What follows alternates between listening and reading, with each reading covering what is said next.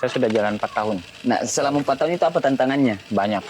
Apa itu banyak? Ada lucu-lucu atau sampai mungkin pernah mengancam nyawa atau apa?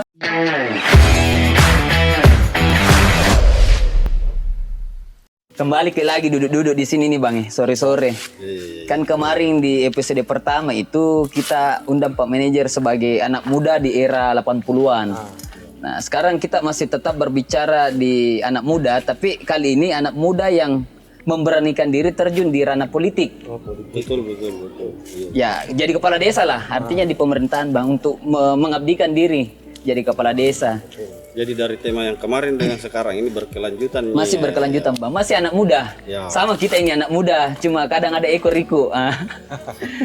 Jadi hari ini memang spesial kita undang beliau ini. Mungkin kita undang beliau bukan nanti satu kali, mungkin ada 2-3 kali karena di desanya beliau juga itu banyak nanti wisata-wisata yang bisa dieksplor. Ya. Jadi hari ini kita undang langsung Pak Desa Laliko. Kita undang saja. Selamat datang. Oke, selamat datang Pak De. Selamat datang Pak De. Silakan. Kalau bilang Pak Manajer semangat. Semangat. Saya bilang Pak Manajer semangat. Saya Pak De. Saya bilang, mana Pak Manajer ini? Pergi kapan tadi itu pula keluar naik motor. Sebelum ini terima kasih banyak Pak De sudah mau diundang ini di channel ECEC. Channel ECEC baru episode kedua ini. Ya kemarin itu episode pertama kita undang Pak Desa. Nah sekarang ini Pak De kita mau lihat sisi anak muda dari ranah politik. Kan kita sudah terjun di pemerintahan skala desa. Nah sekarang kita mau tahu ini bagaimana awal mulanya sampai kita bisa terjun di jadi kepala desa. Kita mengulang lagi. Iya.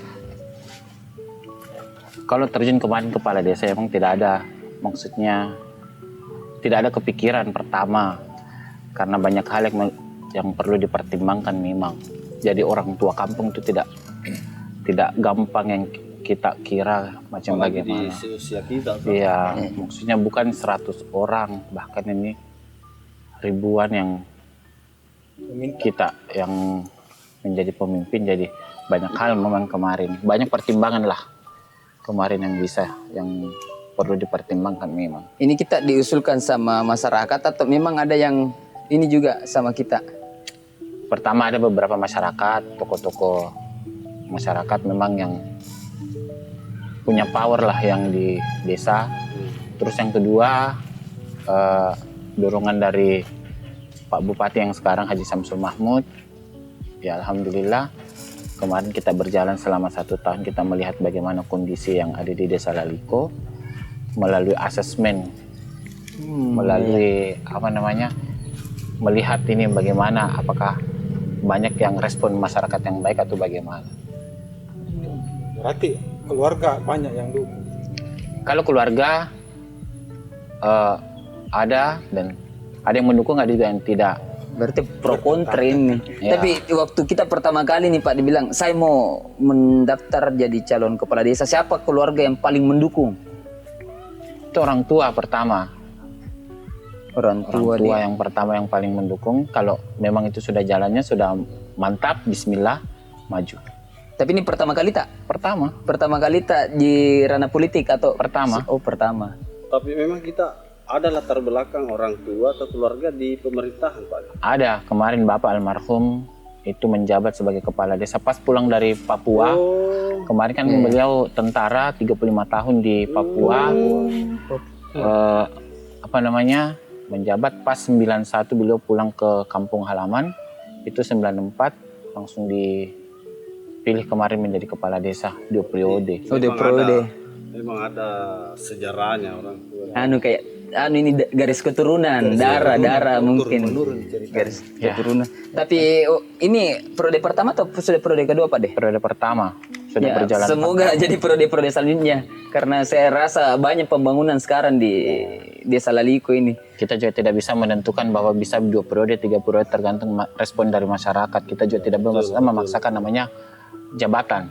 Ya. Intinya. Tapi kan namanya masyarakat ini Pak De kan pasti banyak kepala. banyak karakter, apalagi di desa-desa kan tidak semua cara berpikirnya itu semodern kayak kita. Apa kira-kira tantangan terberatnya itu Pak De? Selama jadi kepala desa, minta maaf ini Pak De, berapa tahun Miki jadi kepala desa? Saya sudah jalan 4 tahun. Nah, selama 4 tahun itu apa tantangannya? Banyak. Itu banyak. Ada lucu-lucuan atau sampai mungkin pernah mengancam nyawa atau apa? Banyak hal memang karena saya tuh baru di dunia politik itu, baru belajar dan banyak juga bertanya-tanya kepada Pak Mantan kemarin.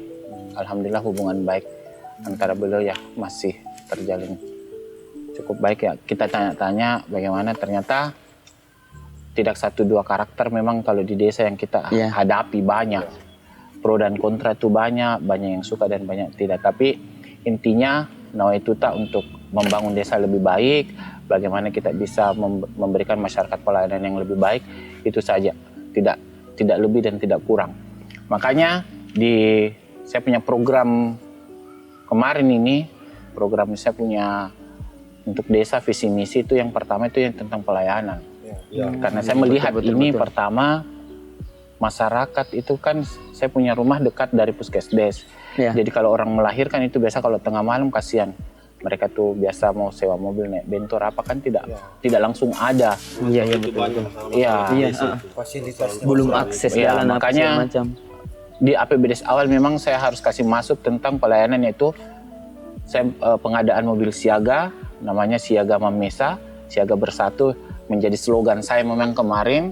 Lalu Komimesa, bagaimana kita tidak tebang pilih, maksudnya tidak berpihak kepada yang tidak mendukung atau yang mendukung, tidak, itu semua sama rata.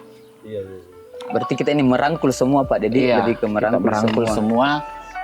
Jadi itu Ji. Tapi kan ini Pak De, kita kan ini ya dikategorikan anak muda, banyak masyarakatnya yang lebih tua dari kita. Apakah ada respon-respon negatif sebelumnya di awal-awal? Banyak. Dan bagaimana caranya menghadapi, atau mungkin sampai ada yang pernah mengancam nyawa Pak De? Kalau mengancam nyawa, tidak. Kalau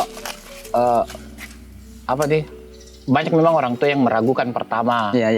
Apa ini pola kerjanya? Kalau anak muda mereka tuh tidak mengerti. Ternyata 1 tahun belakang ini memang kita tunjukkan, kita tidak usah berkuar-kuar bahwa saya punya begini. Yang penting kita kerja sesuai dengan apa yang ada di musyawarah dan lain-lain itu intinya kemarin. Jadi mereka sekarang terbuka matanya. Saya sekarang ini yang menjadi program utama saya itu pelayanan, mobil pelayanan. Jadi saya mengantar itu warga dari rumah, mengurus mereka, menjemput mereka, tidak ada namanya jamnya. Tidak pagi, tidak siang. Siaga 24 jam. Pokoknya 24 jam nih siaga. Tapi itu mobilnya saja Pak De, tuh termasuk kitanya juga ini yang siaga ini, atau ada supir yang memang atau kita yang turun langsung. Atau kita yang turun kalau langsung ini. standby saya tidak mau juga tidak mau membebankan sama orang-orang yang staf saya. Karena pertama, tidak mungkin kita mau kasih bangun kalau tengah malam pertama. Terus yang kedua, bagaimana kita sebagai pemimpin, sebagai kalau bahasa kasarnya pesuruhnya masyarakat ini, kita terjun langsung bisa membantu mereka. Beri contoh lah. Itu menjadi mungkin nilai plus juga di mata masyarakat, bahwa saya menjemput tidak ada tengah malam, tidak apa, walaupun saya ditelepon, walaupun baru datang bagaimana, saya datang jemput mereka bawa ke puskesmas. Kalau mau dirujuk saya mengantar lagi keluarga ke rumah sakit, mengurus semua administrasinya. Tapi kan tidak gampang itu Pak De, artinya kan kita sudah capek ceritanya di kantor desa, pulang jam 1, jam 2 ada telepon. Itu kan ya pasti kan juga mengganggu pribadi itu. Ya itu namanya sudah menjadi tanggung jawab sebagai namanya pelayan masyarakat. Berarti dari awal memang kita jadi kepala desa memang siap untuk itu semua? Siap konsekuensi.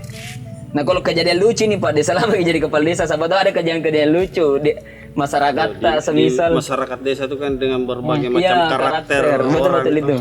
Saya di 2023 kemarin kan kita tahu anggaran pemerintah memang tidak tidak selancar yang kemarin. Iya. Bahkan itu saya punya pekerjaan memang yang harusnya itu selesai di akhir tahun 2023 tuh dia kan maju karena anggaran tidak kunjung cair pertama. Jadi saya dilaporkan kemarin di kejaksaan kemarin. Ada dia pernah lapor. Iya. Saya dilaporkan kejaksaan, bahkan masyarakat bilang, kasihan ini kepala desa sudah dilaporkan.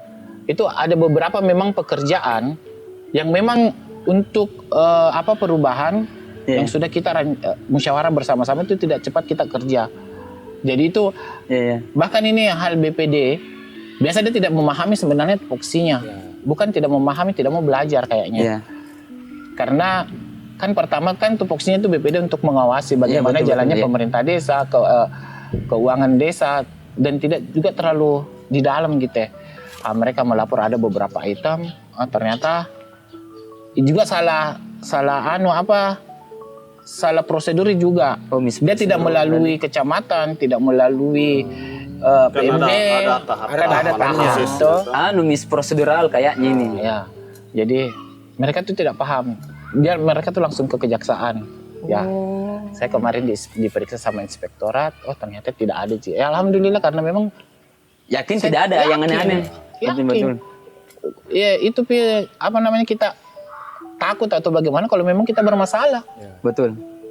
Kalau saya pada lebih tertarik ke tadi penyampaiannya Rifki itu potensi wisatanya Desa Laliko. Kalau potensi wisata itu dikelola dengan baik kan banyak manfaatnya untuk desa, untuk masyarakat. Potensi-potensi apa yang banyak, yang bagus di sana? Kalau di bawah itu di Laliko, sebenarnya surganya memang ini. Ada 3. Ya.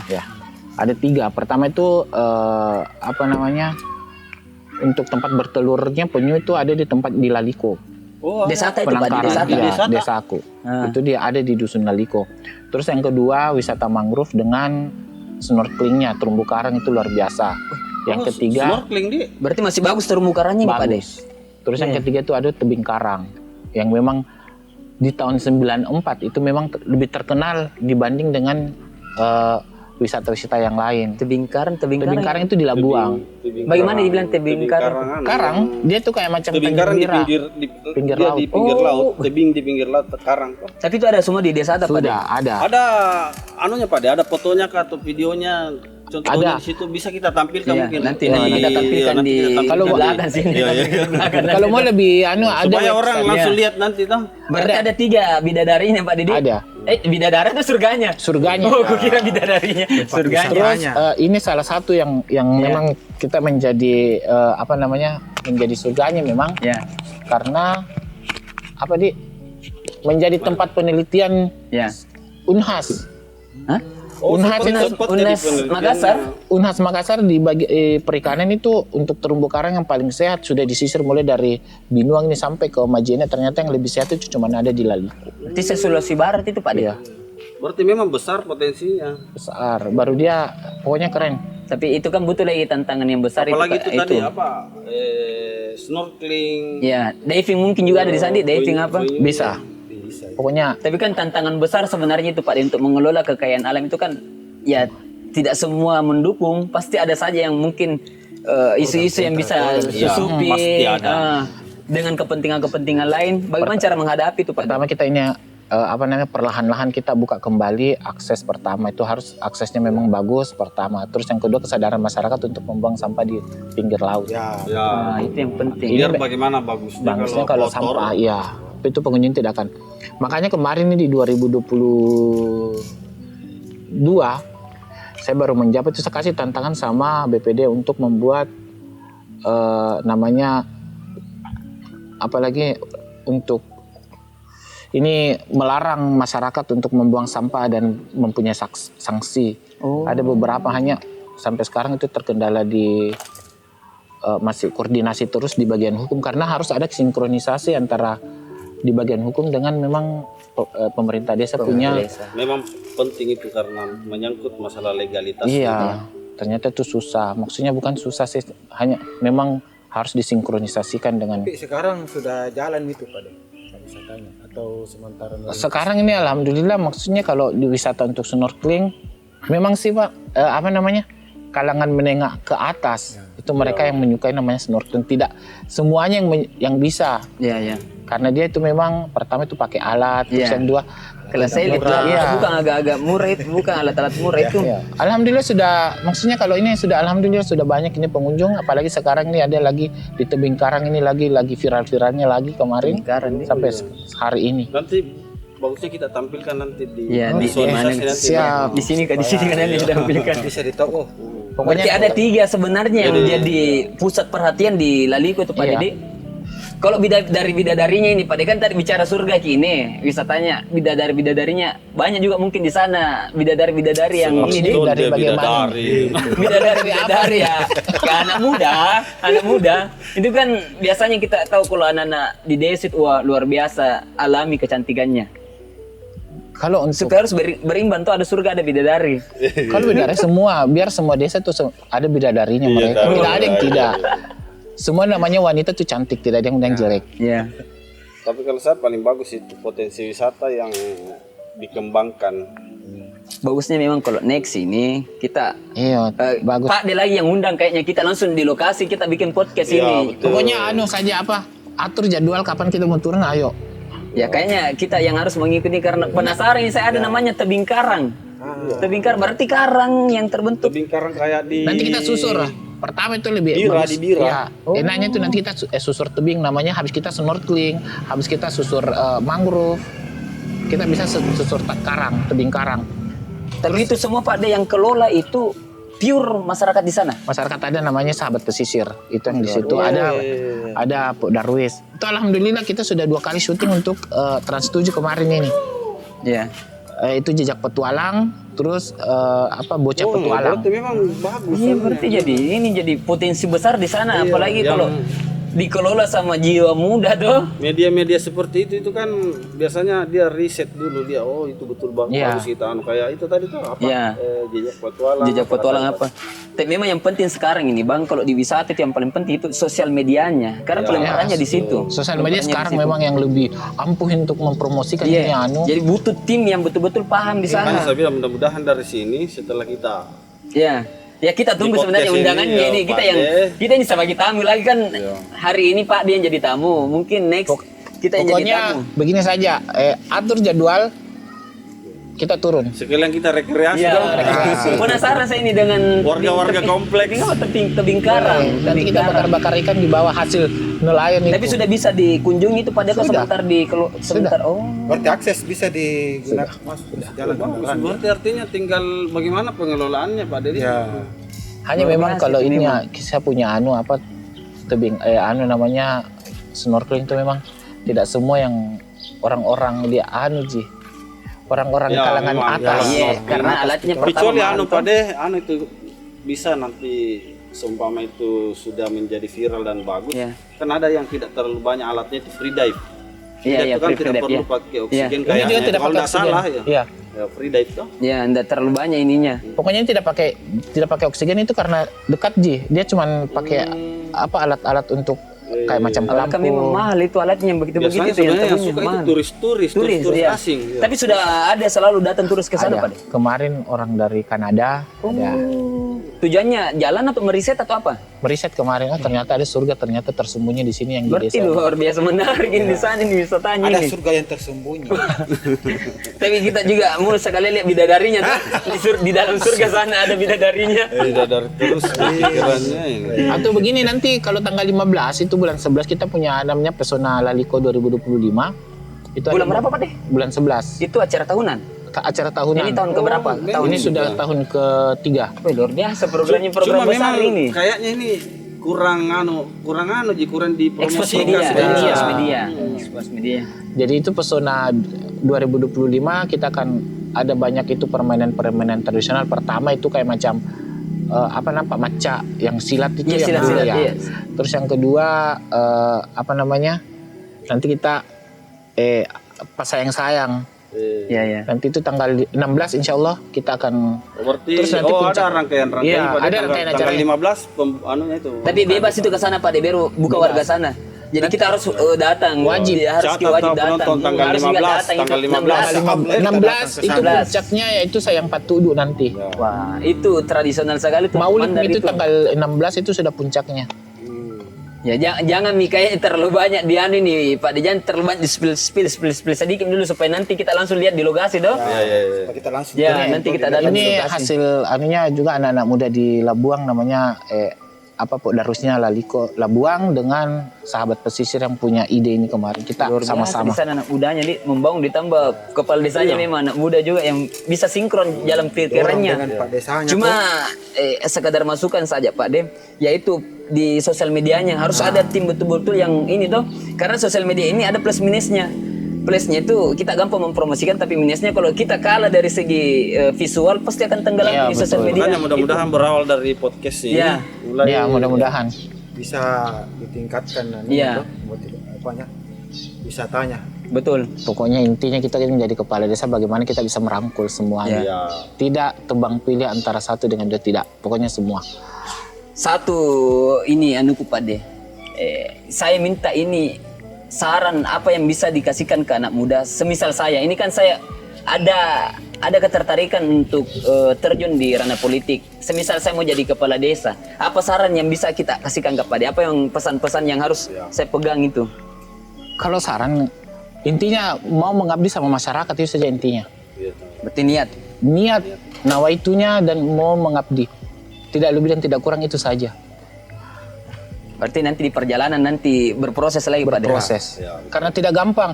Karena dari tahun ke tahun itu berubah memang. Masyarakat itu berubah. Tidak akan sama seperti yang di tahun, umpamanya tahun 95 untuk hari ini beda lagi masyarakat. Pola pikirnya itu sekarang tambah modern mereka. Kayaknya saya tertarik jadi kepala desa dan kelola ini surga-surga di desa ini. Oke lah Pak De, terima kasih hari ini. Ya, banyak. Gerimis ini juga.